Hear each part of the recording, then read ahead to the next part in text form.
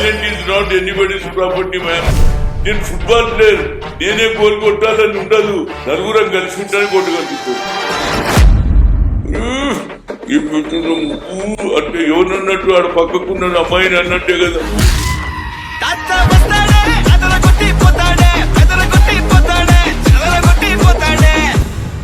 So ఫ్రీగా కూర్చోరా ఇంట్లో కూర్చో, ఫ్రీగా మాట్లాడు.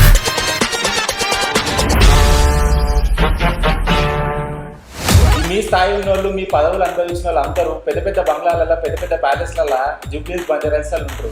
జూబ్లీస్ బంజా ఉండలేను రా భయ్, ఒక్కరిని ఉండలేను నేను. రోజు మంది ఉండాలి, రోజు వచ్చి కొన్ని తిట్టలను తిట్టాలి, ఓడలను అన్న తిట్టాలి.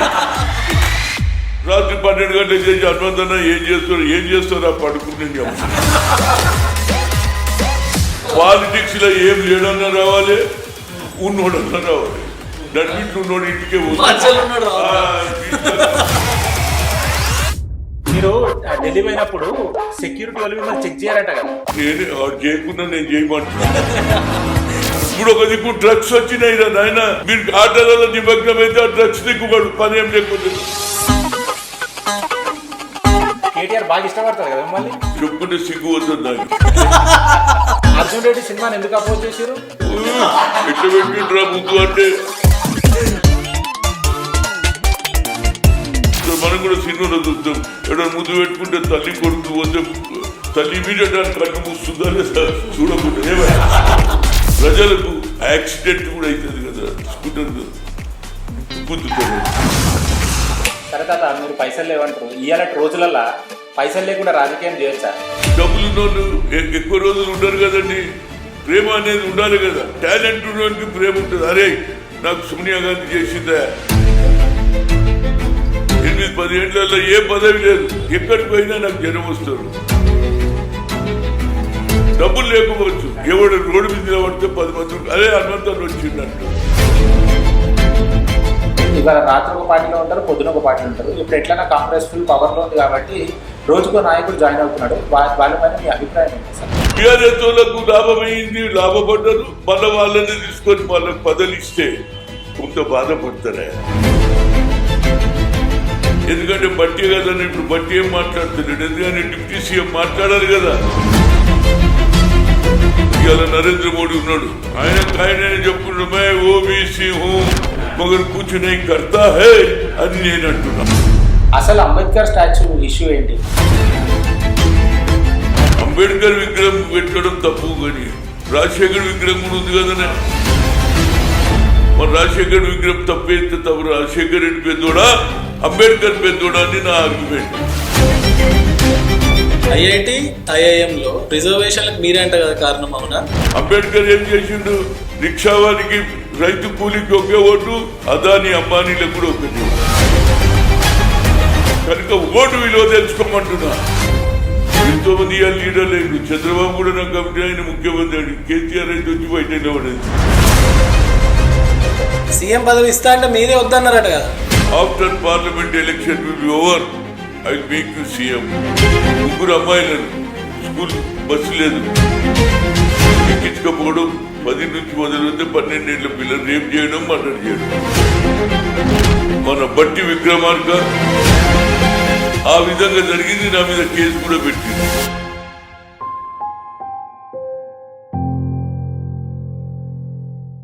హాయ్, వెల్కమ్ టు అచ్చా టాక్స్. ఈరోజు మన గెస్ట్ కాంగ్రెస్ సీనియర్ లీడర్, ఒక సీఎం స్థాయి పర్సనాలిటీ. ఈయన గురించి తెలియని వాళ్ళు ఎవరు లేరు. ఈజ్ వి హనుమంతరావు గారు. నమస్తే తాత. తాత, ఇవాళ మీ ఇంట్లో, ఒక చిన్న ఇంట్లో, అంబర్పేట ఇంట్లో కూర్చొని మాట్లాడుతున్నాము.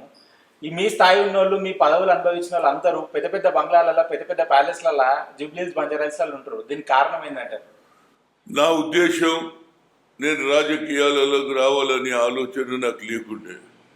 కానీ ఒక సన్నివేశంలో ఇప్పుడు పెద్దగా అయిపోయింది అంబర్పేట, డీడీ కాలనీ చాలా పెద్ద విశాలంగా అయింది. ఆ రోజులలో చిన్న గ్రామం తహసీల్ అంబర్పేట అనేది వారు. మా నాన్న ఇక్కడ నిజాం పీరియడ్లో పోలీస్ ఆఫీసర్గా చేరి ఈ ప్రాంతంలో తహసీల్ అంబర్పేటలో ఇల్లు ఉండడం వల్ల ఇక్కడనే నేను పుట్టాను, పెరిగాను. కానీ ఒక చిన్న సన్నివేశంలో ఒక అగ్రకులాలకు ఉన్నటువంటి వ్యక్తి, వాళ్ళ ఫ్యామిలీలో ఏదో తప్పు జరిగింది, అవతల వాడు మా ఊడుగా మరి కమ్మరి ఏదైతే కంసాలతను తప్పు చేసిండని అతన్ని పట్టుకొని తీసుకొని పోతుంటే నేను అడిగా, అయ్యా ఏంది ఈ సంగతి అంటే, లేదు వీడు మా అమ్మాయిని వేధిస్తున్నాడు అన్నాడు. అంటే నేను అన్నాను, చూడండి వేధించిండా లేదా అనేది అడగండి, కూర్చోబెట్టండి, అడగండి. ఆ తర్వాత అతను తప్పు చేస్తే మీరు ఏదైనా చేయొచ్చు, కానీ అడగక ముందు మాత్రం చేయి పెట్టవద్దు. ఎందుకంటే వాడు తప్పు చేసిండా లేదా అనేది తెలుసుకోవాలి కదా మీరు. లేదు మేము అదే చేస్తా ఉన్నాను. వాళ్ళ ఇంటికి దగ్గర తీసుకుపోవడంతో మాట లేదు, ముచ్చట్లేదు, కొట్టడం మొదలు పెట్టారు. వాళ్ళు 2-3 ఉండరు. అప్పుడు నాకు బాధ అనిపించారు, ఏమిటి ఇది అన్యాయం. ఒక మనిషిని తీసుకొస్తారు, అడగక ముందే కొట్టడం అంటే అది తప్పు చేసినా తెలుసుకోకుండా కొడతాడు. నేను అన్నా, ఇది మీరు తప్పు చేస్తున్నా కానీ కొడుతుంటా. అప్పుడు నేను ఉద్రేకపూర్వకంగా ఆ రోజులలో ఏది ఎడ్డి బండ్లకు ఏది కోయలు ఉంటుండే గడ్డి ఆపుతాడు, ఆ కట్టెతోటి వాళ్ళని కూడా నేను కొట్టడం జరిగింది. ఆ తర్వాత అంటే అప్పుడు ఆ రోజులలో దొరలంటే అందరికీ భయం ఉండే. నాకు అనిపించింది, భగవంతుడు ఉండొచ్చు, దొర ఉండొచ్చు, డబ్బులు ఉండొచ్చు, కానీ అన్యాయం చేయడం ఏంది వీళ్ళది, అన్యాయం చేయడం అలవాటు అనే దాని మీద నేను తిరగబడ్డా. ఆ తర్వాత అందరికీ తెలిసిపోయింది, చిన్న గ్రామం కదండి, అందరికీ తెలిసిపోయింది. అదే హనుమంతు కొట్టి దొరకు వ్యతిరేకంగా మాట్లాడారు. తెల్లారి నుంచి నాకు అందరూ ఏది అభిమానించడం మొదలుపెట్టి, అప్పటికి ఆ తర్వాత కొందరు అలా నువ్వు ఈసారి నిలబడాలి, నువ్వు పబ్లిక్ ఫిగర్ అని, ఒక కార్పొరేటర్ నిలబడతాడు, కౌన్సిలర్ నిలబడమని నన్ను ప్రోత్సహించారు. కానీ నా అదృష్టం సామాన్య కుటుంబంలో పుట్టి ఆనాడు ఉన్నటువంటి సంజయ్ గాంధీ కానీ, రాజీవ్ గాంధీ కానీ, అదేవిధంగా సోనియా గాంధీ కానీ, తర్వాత ఇందిరాగాంధీ గారు అందరికీ నాకు పరిచయాలు కావడం, అంచెలంచెలుగా యువజన కాంగ్రెస్ అధ్యక్షుడిగా అవడం, ఆ తర్వాత రాజకీయాలలో రావాలని వచ్చిన. కానీ నువ్వు అన్నదాని మీద నేను ఏకీభవిస్తున్నానంటే, నేను రాజకీయాలకు చంపేయడానికి రాలేదు, సేవా దృక్పథంతో వచ్చాను. ఎక్కడ అన్యాయం జరుగుతుంది అది నా మైండ్లో ఉన్నది. అన్యాయం ఎక్కడ జరిగితే ఆ అన్యాయం వేధించాలి, న్యాయం చేయాలి. ఇవాళ అదే రాహుల్ గాంధీ గారు కూడా న్యాయం గురించి తిరుగుతున్నారు. అంటే వాళ్ళ కుటుంబంలో ఆయన కూడా అగ్రకులాలలో పుట్టిండు, కానీ ఆయన ఎప్పుడు కూడా బడుగు బలహీన వర్గం, వాళ్ళ నానమ్మ కూడా అదే, తండ్రి అదే, వాళ్ళ తల్లి అదే. ఇవాళ అందరూ కూడా బడుగు బలహీన వర్గాల నుంచి ఆలోచన చేసే కుటుంబం ఎవరున్నది ఇందిరాగాంధీ కుటుంబం. ఇలాంటి రోజులలో పైసలు లేకుండా రాజకీయం చేయొచ్చా? చూడండి, ఆనాడు ఉన్నటువంటి పరిస్థితి వేరుగురు. ఇవాళ రాజకీయాలలో మార్పులు వస్తున్నాయి, నేను కాదంటలేను. కానీ నేననేది ఏంటంటే, డబ్బులు ఉన్నా లేకపోయినా టాలెంట్ను గుర్తుపట్టమంటున్నా. నేను నాది ఒకటే ఆలోచన. రాహుల్ గాంధీ కూడా రిక్వెస్ట్ చేస్తున్నా, సోనియా గాంధీ, టాలెంట్ను మీరు పరిగణలో తీసుకోండి. డబ్బులు ఉండొచ్చు, కానీ టాలెంట్ను కూడా ఈక్వల్గా, అటు డబ్బులు ఇటు టాలెంట్ను ఇద్దరు కలిపితే పార్టీకి లాభం అవుతుంది అనేది నా ఉద్దేశం. మీరు టాలెంట్ను బట్టి ఓన్లీ డబ్బులు అయితే, డబ్బులు ఉన్నోళ్ళు ఎక్కువ రోజులు ఉండరు కదండి. ప్రేమ అనేది ఉండాలి కదా. టాలెంట్ ఉన్నోనికి ప్రేమ ఉంటుంది. అరే నాకు సోనియా గాంధీ చేసిందా, నా జీవితాంతం సోనియా గాంధీ పడి, ఇప్పుడు నేను ఎందుకు, నాకు ఎన్నో అన్నుదుడుకులు వచ్చినాయి. ముఖ్యమంత్రి స్టేజ్కి పోయి కూడా నేను మిస్ అయినా నేను ఇవాళ కాంగ్రెస్లో ఉన్నా. నాకు పదవులు ఉన్నా లేదు. నాకు లాస్ట్ 8-10 ఏళ్ళలో ఏ పదవి లేదు. హనుమంతరావు అంటే కాంగ్రెస్, కాంగ్రెస్ అంటే విహెచ్, కాంగ్రెస్, విహెచ్ అంటేనే కాంగ్రెస్, ఆ పేరే చాలు. ఎక్కడికి పోయినా నాకు జనం వస్తారు. డబ్బులు లేకపోవచ్చు, కానీ ప్రేమ, అభిమానం. ఎవడు రోడ్డు మీద నిలబడితే 10 మంది అరే హనుమంతరావు వచ్చింది అంటాడు. నేను మైక్ దగ్గర పోతే కార్యకర్తలు సంతోషం, అరే హనుమంతరావు మాట్లాడుతున్నాడు. అది నేను నేర్చుకున్నా. అంటే నా ఉద్దేశం ఏంటంటే, హైకమాండ్ కూడా ఎవరైతే పనిచేసిర్రో, కష్టపడ్డారో, కష్టకాలంలో 10 ఏళ్ళు పోరాడినరో వాళ్ళని గుర్తించాలనేదే నా ఆవేదన. ఇక నాకు ఏదన్నా ఇచ్చినా ఇవ్వకపోయినా నేను అన్ని అచీవ్ చేసిన. సామాన్య కార్యకర్త నుంచి ఈ స్థాయికి, ముఖ్యమంత్రి స్థాయికి వచ్చి అదే సార్ వచ్చిందా రాదా పోదు, కానీ నా స్థాయిని పెంచిర్రు ఎవరు, అది కాంగ్రెస్. సీఎం పదవి ఇస్తా అంటే మీరే వద్దన్నారట కదా. సీఎం పదవి ఉత్తరలే, సీఎం పదవి అంటే నాకు ఇంట్రెస్ట్ లేదు అని మీరు చెప్పారు కదా, రాహుల్ గాంధీ గారు. అది తప్పుడు ప్రచారము. నాకు ఆ రోజులలో చెన్నారెడ్డి గారు దిగిపోయిన తర్వాత రాజీవ్ గాంధీ అన్నాడు, హనుమాన్ నిన్ను సీఎం చేయాలని హెచ్కేఎల్ భగత్ను ఒక 5 టీంను వచ్చింది. ఏకే అంతోని, హెచ్కేఎల్ భగత్, జనార్దన్ ద్వివేది, ఆ తర్వాత ముప్నార్, లాస్ట్లో ఎవరు మన వీళ్ళందరూ వచ్చారు, ముప్నార్ వచ్చారు, వీళ్ళందరూ వచ్చారు. వీరు కూడా మన కేరళ చీఫ్ మినిస్టర్ గారు కూడా వచ్చారు, అంతోని గారు కూడా. కానీ వాళ్ళు అప్పుడు ఏమిటి, నా ఏజ్ ఓన్లీ 41. సీనియర్స్ అనుకున్నారు, అమ్మా వీడు 41 ఇంకా 20-30 ఏళ్ళు రాజకీయం చేస్తాడనే ఉద్దేశంతో నాకు వ్యతిరేకం చేశారు. అయినా నాకు 44-48 ఓట్లు వచ్చినాయి. ఇంకొక 15-20 ఓట్లు వస్తే 62 వచ్చినోడు గెలిచిపోయిండు. అది ఎన్జనార్దన్.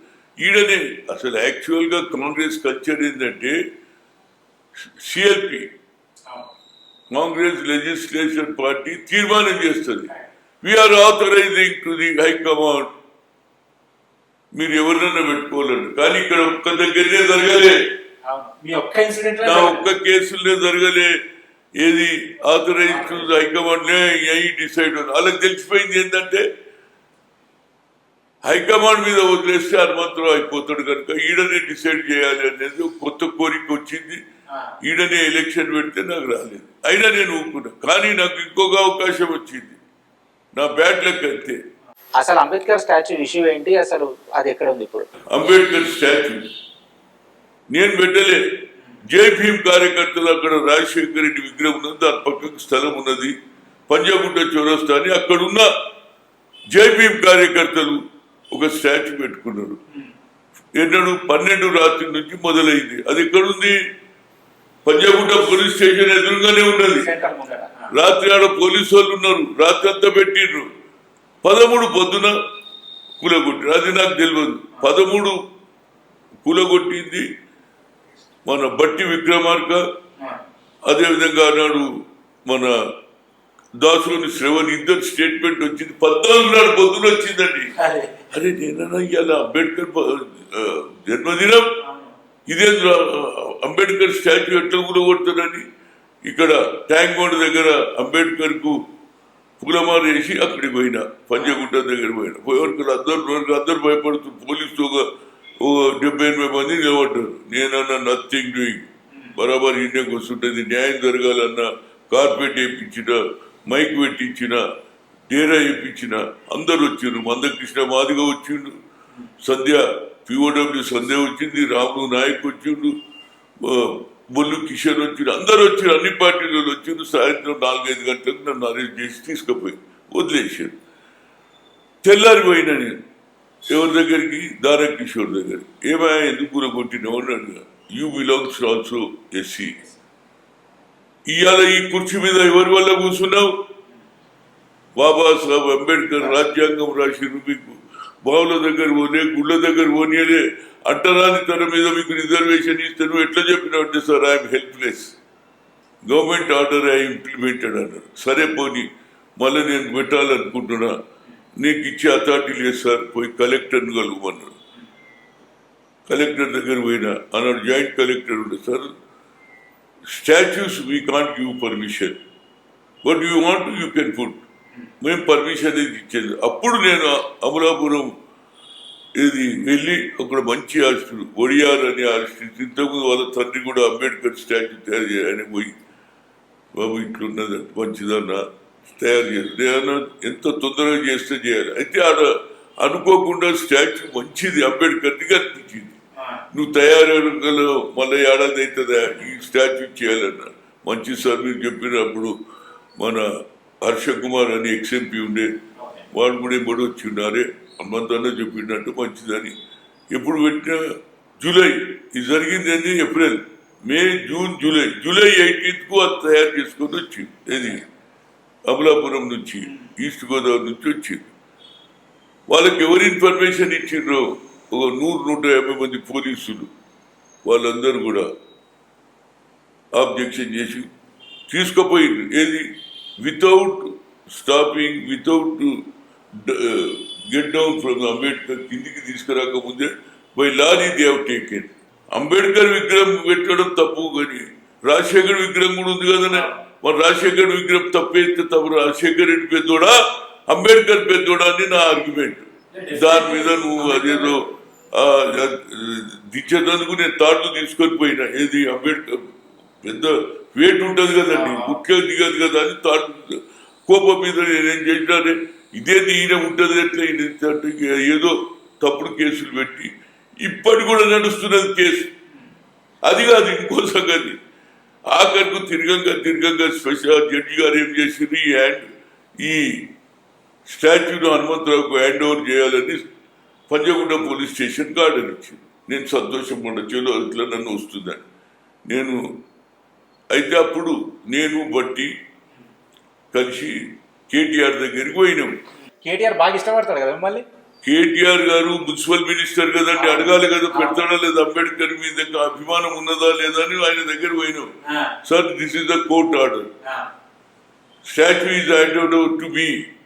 మేము అక్కడనే అదేందా తప్పగా నువ్వే పెట్టుకో, మాది 125 అడుగులు పెట్టాక పెట్టుకో, మేము ఏప్రిల్లో పెడతాం, నువ్వు మేలో పెట్టుకో. నిజమే అనుకున్నా. చలో పోయి మున్సిపల్ మినిస్టరే అంటున్నారు, పిచ్చి ఆఫీసర్లు వీళ్ళు చెప్పాడు హనుమంతన్న పెడతాడు, రోజంతా మీరే తయారు చేయాలి, హనుమంతన్న పేరు రాయాలని కూడా చెప్పిండు. నిజమే అనుకున్నా. ఈ లోపల ఏమైపోయింది, 125 అడుగులప్పుడు నాగేందర్ అక్కడ లోకల్ ఎమ్మెల్యే కదా, అక్కడ ఏం ప్రాబ్లం అయింది ఏందో మరి ఏం ముఖ్యమంత్రికి చెప్పిండో రాత్రి ఆయన వేరే స్టాచ్యూ తెచ్చి పెట్టేసి నాకు తెలిసింది. అంటే నాకు పెట్టకుండా ఆయన పెట్టుకున్నాడు. అంటే మేము కూడా అభిమానులమే అని చెప్పడానికి సరే వేపడి అక్కడ వేడుకలు పెట్టేసి నేను ఏడ పెట్టాలి ఇప్పటిదాకా.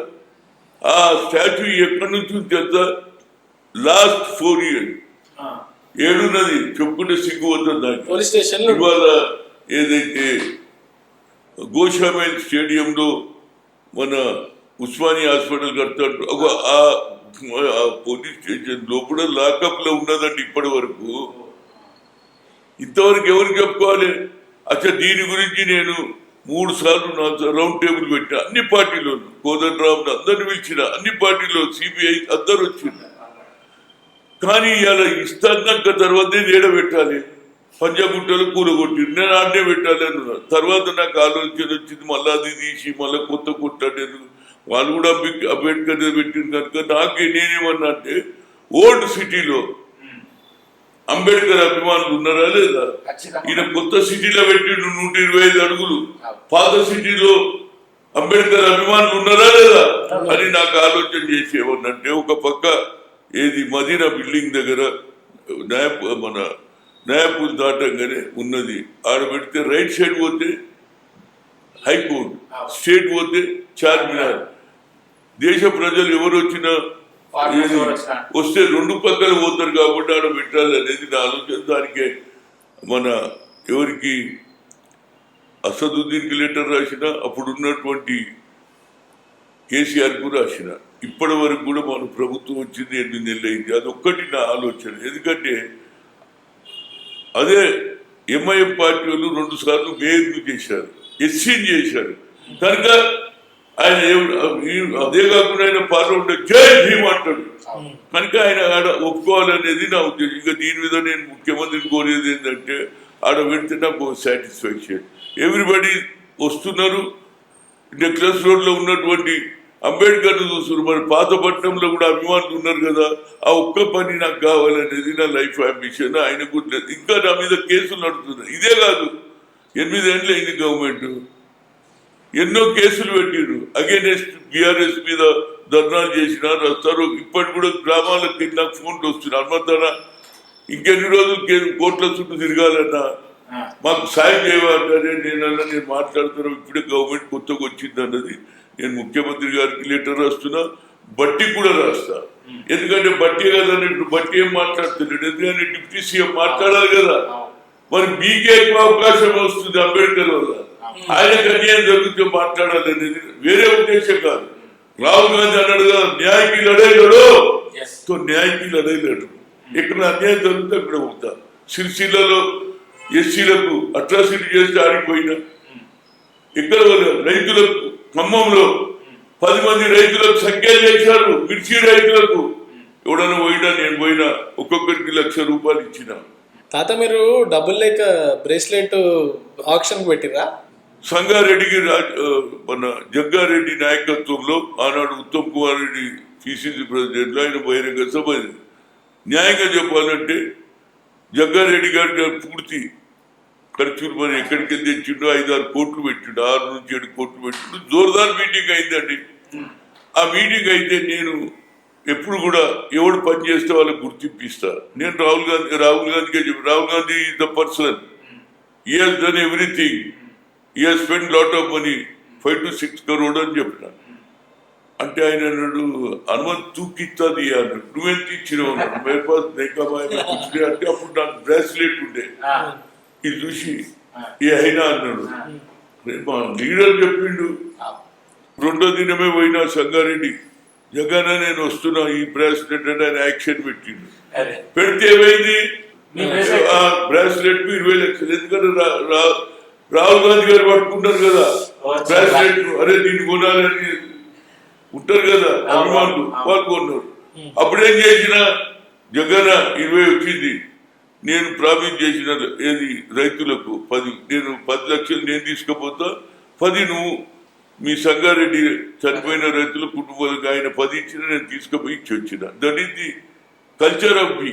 ఇవాళ కూడా నేను ఆ రైతులకు కానీ ఎక్కడ అన్యాయం జరిగినా, అటు హాజీపూర్లో కానీ, మిర్చి రైతులకు కానీ, సిరిసిల్లలో 3rd degree కానీ ఏదైనా సాయం అందిందంటే ఆ రోజు మంచి నిద్ర వస్తుంది. అరే పాపం పేదోడికి.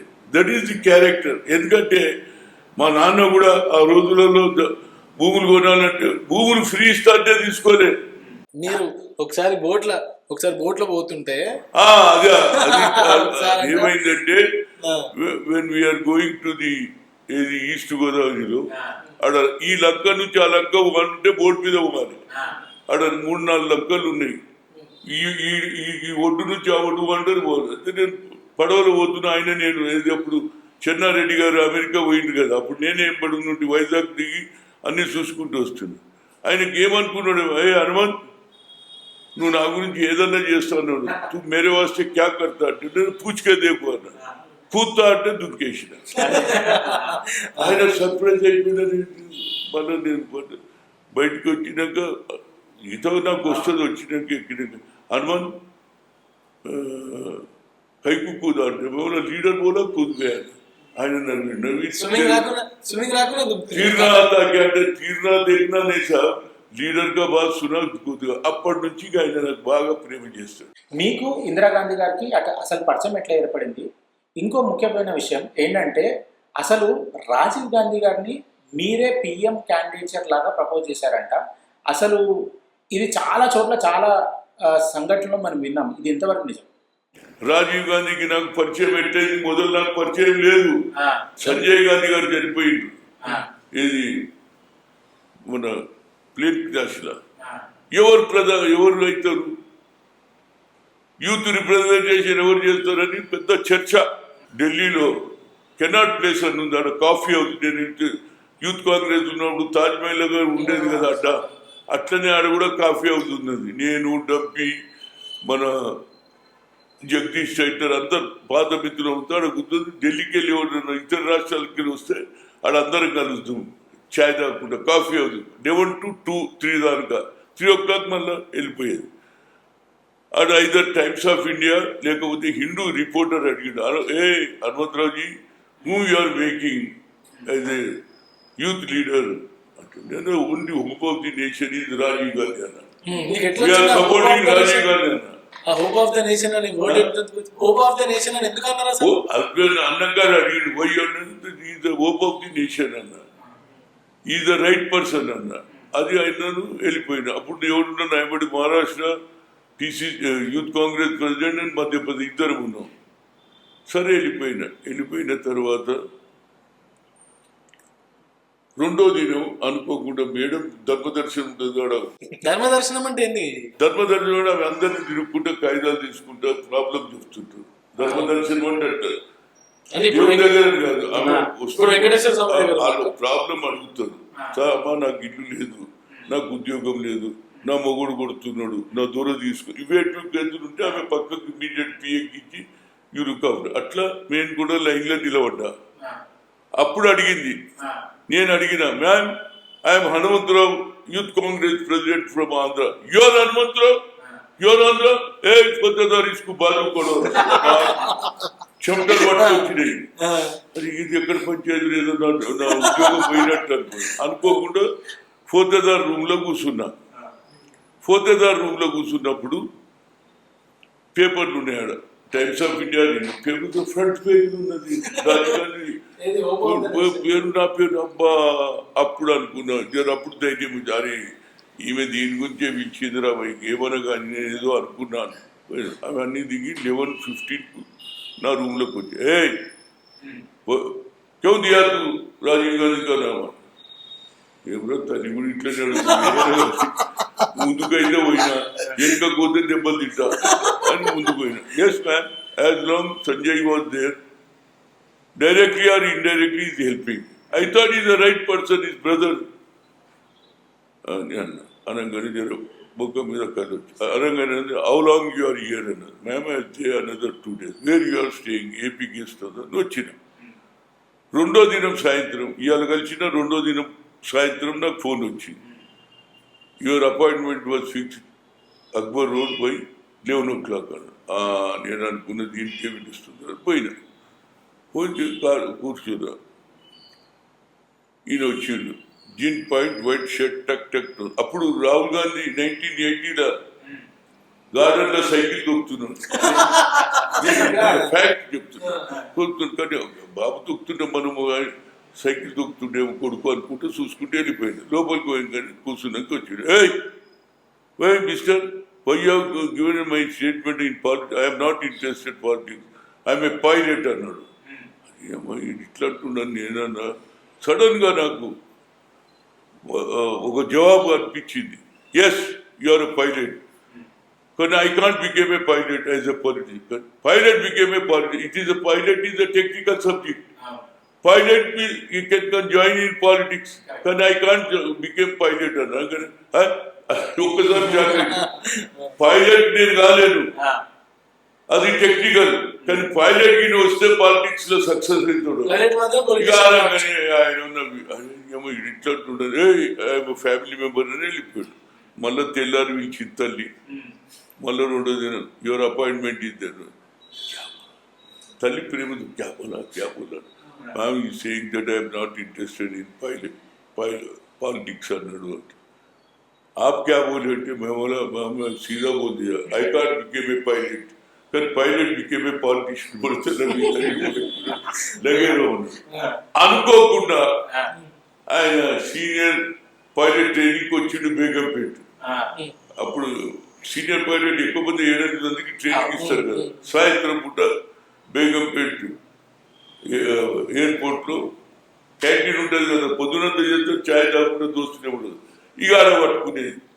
అప్పుడు నాకు ఫుల్ అవ్వ ఆడ ఎదురుగా హోటల్లో కూర్చునేది. అరే ఆడు హోటల్ పోయి రాగానే చెప్పండి ఆడు ఫోన్ సార్ వచ్చి అట్లా పరిచయం. ఆ సార్ ఒకసారి నేను వస్తుంటే చూసాను దోస్తుండు, అరే తెర దోస్తారంగా ఆయన ఉంటాడు, ఆయన నేను ఉంటాడు. అట్లా I got a good relation with Rajiv. అందుగురించే నేను తెలంగాణ ఆంధ్రప్రదేశ్కి ఎప్పుడు వచ్చినా అది వైజాగ్ రాని హైదరాబాద్ రాని హనుమంత్ అన్ని నన్ను అడిగేది, నీళ్ళు అడిగేది.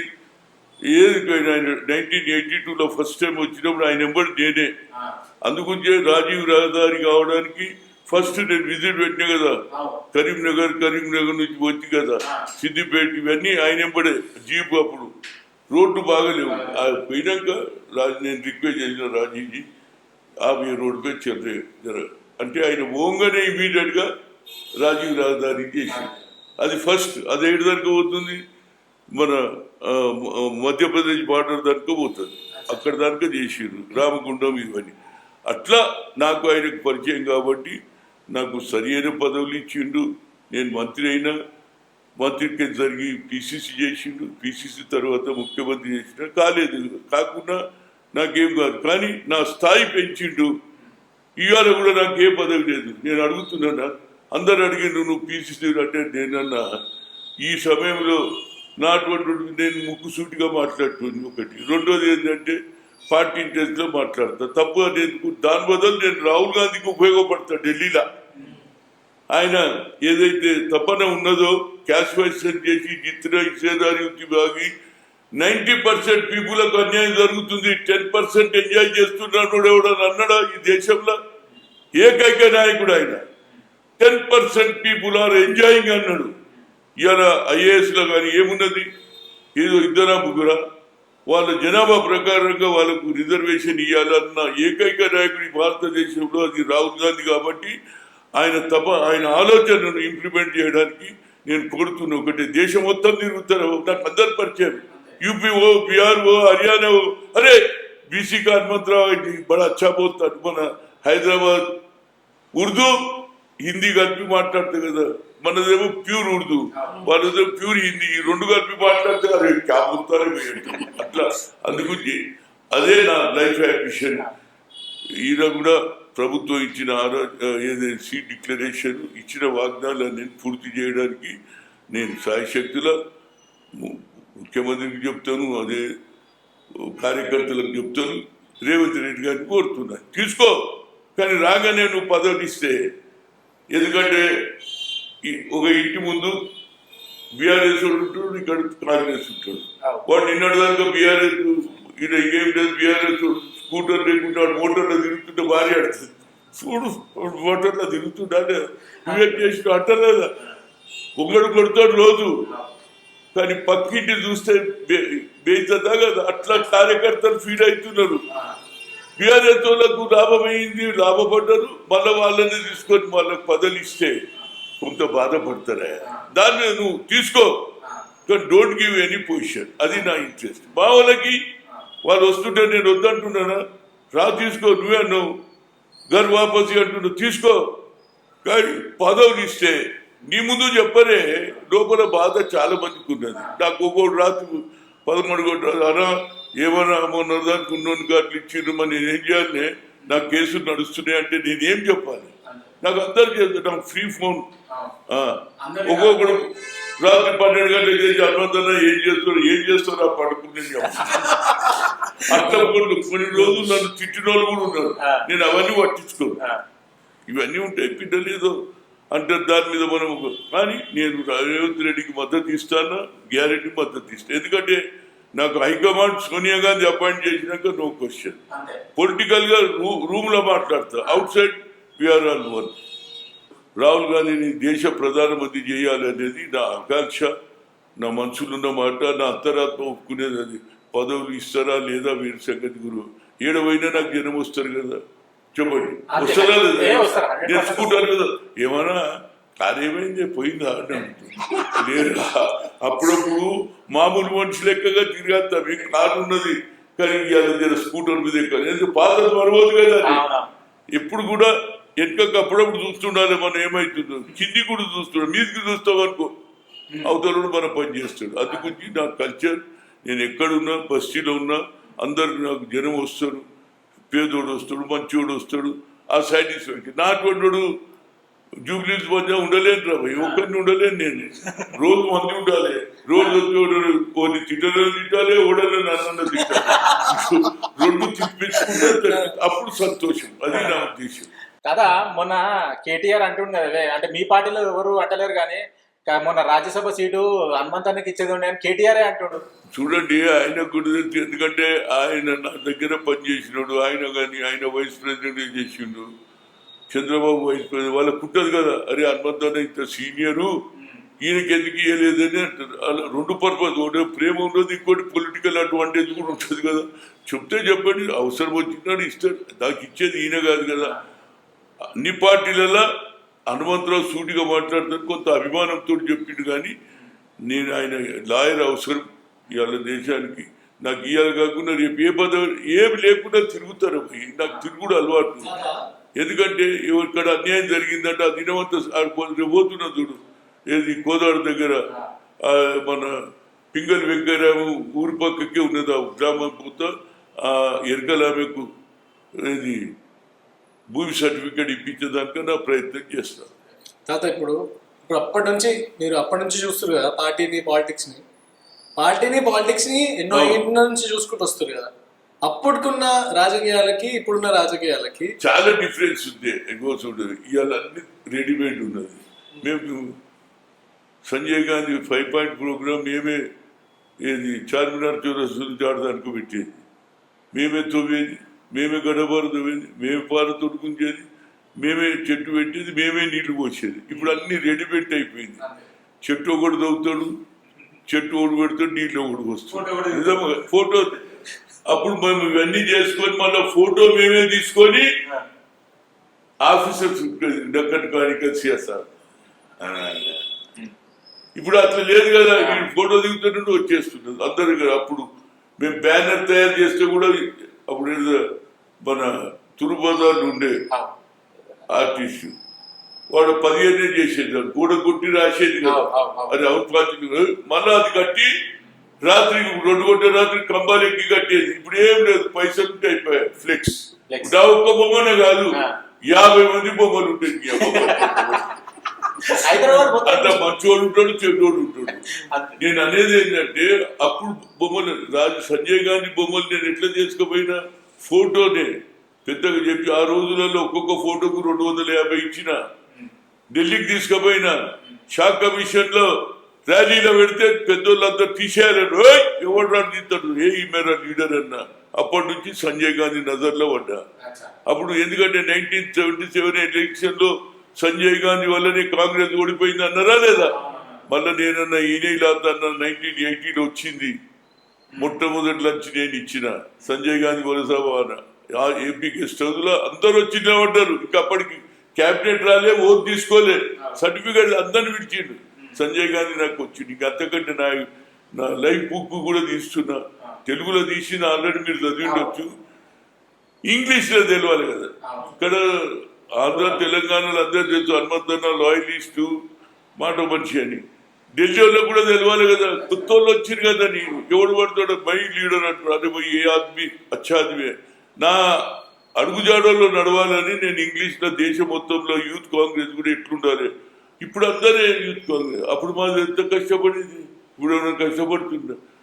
ఎంతో మంది ఇవాళ లీడర్లు అయ్యారు. చంద్రబాబు కూడా నాకు కమిటీ ఆయన ముఖ్యమంత్రి అయ్యాడు. కేసీఆర్ అయితే వచ్చి బయట నిలబడేది. ఇవాళ ఆయన కూడా అయ్యిండు. నాకు సంతోషమే.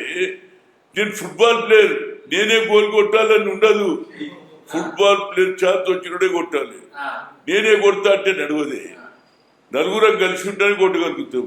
ఒక విజన్ సక్సెస్ కావాలి, ఒక ఏం సక్సెస్ కావాలంటే అందరు కలవాలి. అదే నేను ఫస్ట్ జై బీసీ అంట, తర్వాత జై మున్నూరు కాపు, జై గౌడ్, జై కుర్మి, జై గుజరాత్, జై అంట. ఎవరు మొదలు జై బీసీ అంటేనే మనకు యూనిటీ. చదువుకొని ఉద్యోగం చేసుకోమంటారా, పాలిటిక్స్ లోకి రమ్మంటారా? చూడండి, నేను చిన్నగా ఉన్నప్పుడు చదివిన, మీరు ఏం చదువుకుంటారా? నేను బిఏ దానికే చదివినే. బిఏ కూడా డిస్కంటిన్యూ. నేను వీళ్ళక పాస్ అయినా చెప్ప, ఎవడో మన పోయి సర్టిఫికేట్ తెస్తాడు కదా. బిఏ రాసిన కానీ పెరిగి ఆ తర్వాత నేను ఫుల్లీ ఇంట్రెస్ట్ ఎన్ఎస్ఐ హైదరాబాద్ లో ఏ ఎలక్షన్ జరిగినా హనుమంతరావు. అదేవిధంగా తర్వాత యూత్ కాంగ్రెస్ లో వచ్చినాక ఇక నేను అన్ని పేద యూత్ ఉద్యోగం చదువుకొని ఉద్యోగం చేసుకోవాలన్నా పాలిటిక్స్ దిక్కు రావచ్చా? ఫ్యూచర్ ఉంటుందా? ఎవరు మనకు అండగా లేకపోతే? ఇప్పుడు నీకంటే చూడండి, నాకు సన్ స్ట్రోక్ లేదు, మా పిల్లలు ఎవరు లేదు, నేను ఎవరు లేదు. ఎవరన్నా రావాలనుకుంటే మా అన్న బిడ్డే కొడుకున్నాడు, వాడు కొద్దిగా అదొకే తాత. ఇప్పుడు మాలాంటోళ్ళు, ఇప్పుడు మాకు ఫాదర్ స్ట్రోక్ ఎవరు లేరు. మీకు సన్ స్ట్రోక్ ఎట్లా లేదో మాకు ఫాదర్ స్ట్రోక్ లేదు. మేము రావచ్చా పాలిటిక్స్ లోకి? మాకు ఉంటుంది. పాలిటిక్స్ లో ఏం లేడన్నా రావాలి, ఉన్నోడన్నా రావాలి. పేదోడన్నా సక్సెస్ అవుతాడు, నేను అయినట్టు. కోటీశ్వరుడన్నా సక్సెస్. ఇక నడిపిట్టోడంటే వాడు ఒకసారి ఎమ్మెల్యే అయిననుకో, వాడు స్ట్రైట్ మారుతుంది. ఆ తర్వాత ఒకసారి గెలిచి ఓడిపోతే తర్వాత రోడ్డు మీద తిరుగుతాడు, ఎవడు అడిగేటోడే ఉండడు. అందుగురించి ఆడు ఏం చేస్తున్నాడు, రాగానే బ్యాటింగ్ టక్ టక్ టక్ టక్ టక్. అప్పుడు పని చేస్తూనే గుర్తించరు. ఇప్పుడు ఎవడో వస్తున్నాడు ఎలక్షన్ అప్పుడు అంటున్నాడు, ఇది ఎక్కడ పని చేస్తాడు. మేము అక్కడ ఇక్కడే చూడలేదు. నేను రాజీవ్ గాంధీ క్లోజ్ ఉన్నప్పుడు కోట్ల రూపాయలు సంపాదించున్నాను, కానీ నేను I never do any wrong thing. That is my character. మీరు అప్పట్లోనే Tollywood versus Bollywood cricket match పెట్టినట్టుగా. నేను ఎంపీగా స్టార్టింగ్ 92 ఉన్నప్పుడు ఐ మేడ్ ఏ ట్రైబల్స్ ఫోల్, రాజీవ్ గాంధీ ట్రైబల్స్ ఫోల్ స్పీట్ అని కోరుకొండ సైనిక్ స్కూల్ విజయనగరంలో చేసిన 3 ఏళ్ళు. ఆ తర్వాత అంత దూరం పోవడం కాదు, ఇక రాజీవ్ గాంధీ క్రికెట్ చేద్దాం ఇక్కడ హైదరాబాద్. ప్రతిసారి ఆడ పోవడం, ఆ టాలెంట్ చూసిన, ట్రైబల్స్ లో ఎట్లా టాలెంట్ ఉందో చూసిన. 3 సార్లు చేసిన. ఆ తర్వాత ఇది 18 ఏళ్ల నుంచి చేస్తున్నా. మీ సొంతం పైసలు నా దగ్గర ఏం రాజీవ్ గాంధీ హనుమంతని ఎప్పుడు అడుగు చుట్టూ చాలా మంది నా దగ్గర ఉన్నాయని నేను చెప్పా. వెల్ విషర్స్ ఉన్నారు, రాజీవ్ గాంధీ అభిమానులు ఉన్నారు, వాళ్ళు సాయం చేస్తారు, నేను చేస్తున్నా. నేను నా దగ్గర డబ్బులు నేను చేస్తలేను, డబ్బు సంపాదించి అందరికీ తెలుసు నా దగ్గర డబ్బులు ఏదో మా 2 పూటలు తిండి ఉన్నది. మన పిల్లలు బాగున్నారు, డాక్టర్ ఉన్నారు, ఇంజనీర్ ఉన్నారు, లాయర్ ఉన్నారు, వాళ్ళు చూసుకుంటారు. కానీ ఎప్పుడు కూడా నాకు రాజీవ్ గాంధీ మీద అభిమానులు ముందోత్సాహం చేస్తారు. అది ఇవాళ మొహమ్మద్ సిరాజ్ కూడా మా క్రికెట్ ఆడే ఇవాళ ఇండియాకి ఆడిండు. చాలా మంది ఇంట్లో పైకి వస్తుంది, వాళ్ళు పైకి రావాలనేదే నా ఉద్దేశం. నేను ఎప్పుడు కూడా జీవితాంతం నాకు ఇంకొక లైఫ్ అంబిషన్ ఒకటి ఉంది. రాజీవ్ గాంధీ విగ్రహం అక్కడ ఉప్పల్ స్టేడియంలో పెట్టారు. అది రాజీవ్ గాంధీ పేరు పెట్టించి నేనే కొట్లాడి, ఎవరికి మన రాజశేఖర్ కొట్లాడి ఆ పేరు పెట్టించిన. ఢిల్లీకి పోయి డైరెక్ట్ సోనియా గాంధీ రాహుల్ గాంధీ గతంలో ఉండే కొంత చేంజ్ అయింది ఆడ కూడా. గతంలో పొంగని ఇస్తుండని కొంత హెల్త్ బాగలేదు కదా గురు, దాని గురించి కొంత పడుతుంది. కానీ నా లెటర్ కు జవాబు ఇస్తుంది. ఆమె కూడా నాకు చెప్పింది, లెటర్ ఇస్తే మిమ్మల్ని సెక్యూరిటీ చెకింగ్ చేయరంట కదా ఢిల్లీ పోయినప్పుడు. అట్లేం లేదు, ఊరికేనా చెప్తాను. నేనే చేయకుండా నేను చేయమంటా. ఇవన్నీ అపోహలు. ఏంటంటే హనుమంతన పోతే ఫ్రీ పోతాడు, ఫ్రీ ఎట్లా పోతాను పోయి, నేను మినిస్టర్. ఆ మినిస్టర్ అయితే నేను పోయి అట్ట తప్పు. సెక్యూరిటీ వాళ్ళు ఎవరికి ఒప్పుకోరు, వాళ్ళు చూడకుండా చూడరా పోయి అంట. ఎందుకంటే తప్పుడు ఏదన్నా మిస్ అయింది అనుకో, ఒక్కోసారి మన జోబులో ఏదైనా పెన్నో ఏదైనా పెట్టుకుంటాం అనుకో, దాని ఇబ్బంది కదా. ఎప్పుడైనా ఇది చేస్తే బ్లేడ్ ఉంటుంది, గడ్డం చేసేది కూడా ఉంటుంది. కనుక మనం చెక్ చేసుకొని పోవడమే బెటర్. ఎందుకంటే వారికి కూడా నష్టమవుతుంది, నాకు కూడా నష్టమవుతుంది. కనుక నాకు అదేం లేదు. ఇవాళ కూడా సోనియా గాంధీ గారు నేను కరోనాలో ఉన్నప్పుడు, అపోలోలో ఉన్నప్పుడు ఆమె నాకు ఫోన్ చేసింది, రా బాబు ఇంతకంటే అదృష్టం ఎవరికి కావాలి. Hanuman, to take care of your health, what ever advice giving by doctor you should follow, I'm here to do for. చాలు, అంత పెద్ద ఆమె నాకు ఫోన్ చేసిందంటే అదే నాకు పదవి కంటే పెద్దది. మీరు అర్జున్ రెడ్డి సినిమాని ఎందుకు అపోజ్ చేశారు కదా? చీ అది సినిమా లేదు. నేను ఒకటే అన్నా, ప్రజల ఇంట్రెస్ట్ చెడిపోతుంది. యువకులకు అనవసరంగా మహిళలను హేళన చేస్తారు. బస్ కేసి అవసరమా? సినిమా ఉంటే నువ్వు బోర్డులు అయ్యి, లేకుంటే సినిమాలో చూయించు. వాడు బస్సులో చూసిండు అనుకో, వాడు ఏం చేస్తాడు, మీదెక్కి ఇట్లా బస్సులు ఎక్కి ఇట్లా పెట్టిండ్రా ముందు అంటే, దీనివల్ల ప్రజలు చెడిపోతారని చెప్పిన దాన్ని తీసేదానికి నేను సినిమా ఏది వాళ్ళకి చూపించిన. వేరే ఉందా, నాకు యాక్టర్ మీద ప్రేమ కాదు, యాక్టర్ వ్యతిరేకం కాదు, డైరెక్టర్. కానీ పిల్లల ఆలోచనలో మార్పు వస్తుంది. ఎందుకంటే వాడు చీటర్ అంటే ఎవరన్నట్టు వాడు పక్కకున్న అమ్మాయిని అన్నట్టే కదా. కనుక అది తప్పని చెప్పిన తప్పితే దాని తర్వాత కొందరు అరే హనుమంతన్న అన్నాడు అని, అది సినిమా కూడా బాగా నడిచినాయి, పైసలు అంటే నేను ఇండైరెక్ట్ ఒక లాభం చేసిన ఒకటి, ఇంకా ఇండైరెక్ట్ ఒక మెసేజ్ కూడా ఇచ్చిన, చెడు అభిప్రాయం తక్కువ చూపించండి అని. ఎందుకంటే ఇవాళ చెడుకి ఎక్కువ అన్నట్టేది కదా. సినిమాలో నువ్వు ఏమైనా చూస్తారు, మనం కూడా సినిమాలో చూస్తాం. ఎవడో ముందు పెట్టుకుంటే తల్లి కొడుకులు పోతే తల్లి ఇమీడియట్ అని కళ్ళు మూస్తుందా లేదా చూడకుండా అది చూడగలడని అంటారు. అట్లా నేను అదే చేసిన. దానికి అది సినిమా ఫలించింది. నాకు ఇంటర్వ్యూ పెడితే కూడా నా ఉద్దేశం అది కాదు. ప్రజలకు యాక్సిడెంట్ కూడా అవుతుంది కదా, స్కూటర్ గుద్దుతాడు. కనుక ఇవన్నీ జరుగుతాయని చెప్పిన. Okay, thank you very much.